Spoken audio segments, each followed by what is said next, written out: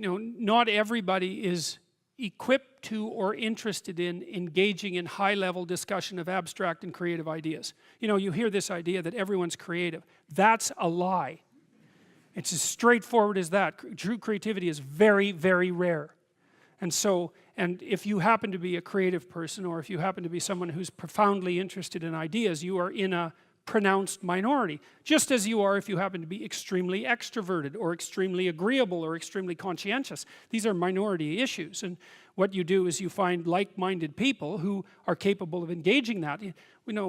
Heavyweight weightlifters compete with heavyweight weightlifters for a reason, and everyone thinks that's fine. And the same thing applies to intellectual and creative endeavors. So what you do is you try to find a community where that's the nature of the community, and you likely have to find a relationship like that as well. So I don't think so. I think what contributes to the siloing is the arrogance that goes along with it.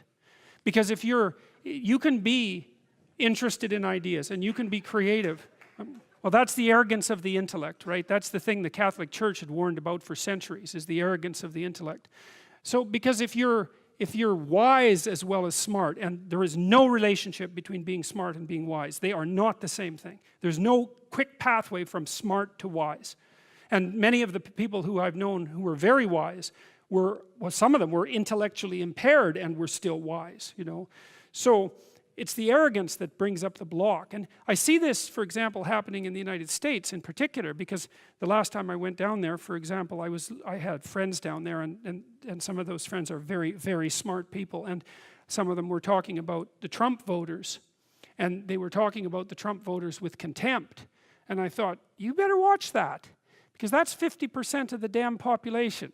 And it might be convenient to think that they're stupid and beneath you, but it's not conducive to a civil state, and there's no evidence that it's true, because there isn't a straight line between intelligent and wise.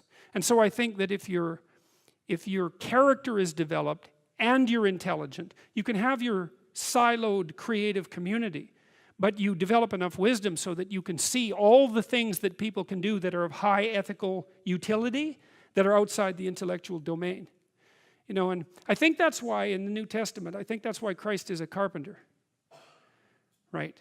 Because, well, first of all, a carpenter is one of those jobs that when you're dishonest, it manifests itself immediately, because what you build falls down.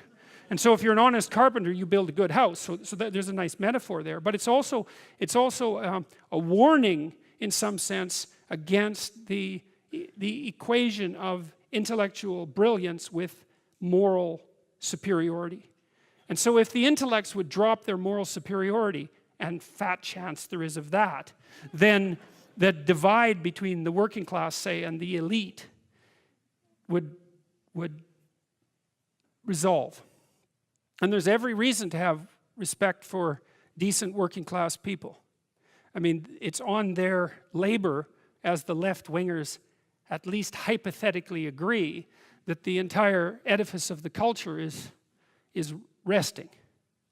So you can have your cake and eat it too, but you have to not assume that your niche makes you superior. And it's very difficult for smart people, especially smart. There's this scene in Nietzsche's, it's in Thus Spake Zarathustra, where Zarathustra, the prophet, comes down from the mountain, and he comes into a public square, and there's this crowd around this little midget who's only about this high, who has a gigantic ear, and everyone is marveling at him. Well, that's what the modern intellect is like. It's a midget with a giant, well, mouth generally, not an ear.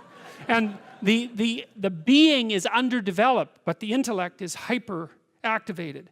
And it makes the person extraordinarily unbalanced. And it's partly because they can't compete outside the intellectual realm. And that makes them very bitter, because they tend to think, well, God, I'm so smart, everything should just come to me. It's like, sorry, that's not how the world works. And it also, that attitude is immediately evident to people that they're talking to when they talk in the manner that they talk, if they are arrogant intellectuals of that sort. You see that in The Simpsons did a good job of that with Comic Book Guy, right? I mean, completely useless in every possible dimension with an IQ of about 160. And it's very annoying to people who have an IQ of 160 that they can also be completely useless. But it happens a lot. So